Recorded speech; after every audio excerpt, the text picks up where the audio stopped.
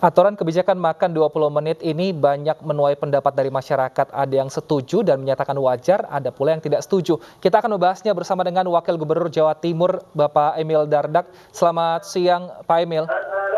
Selamat siang.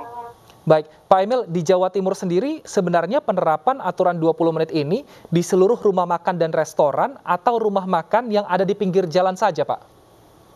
Hanya di rumah makan yang dibolehkan di dalam instruksi Mendagri adalah rumah makan yang punya akses langsung ke ruang terbuka, gitu ya. Dan ini hanya warung-warung makan. Jadi warung makan yang ada di pinggir jalan, ya itu yang boleh gitu. Nah, ada yang bilang 20 menit mana cukup kalau harus dimasak dulu, proses mesen, ya emang iya. Makanya memang sebenarnya itu hanya untuk inti waktu dia duduk dan makan. Nah makanya di luar dari itu sebenarnya ya artinya harus proses mesennya kan, misalnya kalau warteg ya dia berdiri dulu kan, dia pilih baru duduk gitu loh.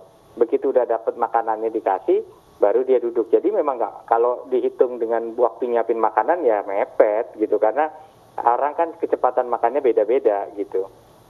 Baik, berarti artinya 20 menit itu dihitung ketika pengunjung ini dalam keadaan duduk dan sudah menerima makanannya, seperti itu ya Pak? Iya. Nah tapi bagaimana pengawasan aturan ini Pak? Sebelum duduk memang proses order atau apa mau nggak mau harus dibedain gitu. Karena kan yang mau diminimalisir itu situasi di mana orang kemudian ada di dalam dari tempat itu dan dia makan. Itu yang mau diminimalisir karena itu waktu yang paling berbahaya gitu.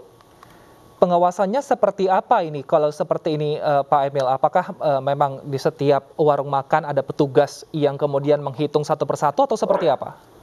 Ya, kalau semua harus diawasi gitu ya, ini nggak mungkin bisa. Memang kembali nanti akan ada random check aja. Jadi kalau ada yang ketahuan melanggar, ya inilah pentingnya random checking gitu loh. Jadi misalnya ada yang iseng videoin gitu ya, kemudian itu ya dia bisa kena sanksi gitu loh. Jadi ini artinya memang kita mengandalkan kedisiplinan dari pengelola warungnya untuk berani menyampaikan kepada pembelinya. Makanya harusnya ditulis besar-besar di depan. Baik, gitu. Jika ada yang melanggar, yang dihukum pembelinya atau pengelola rumah makannya? Sanksi itu bisa diberikan kepada tempat usaha. Selama ini juga tempat usaha.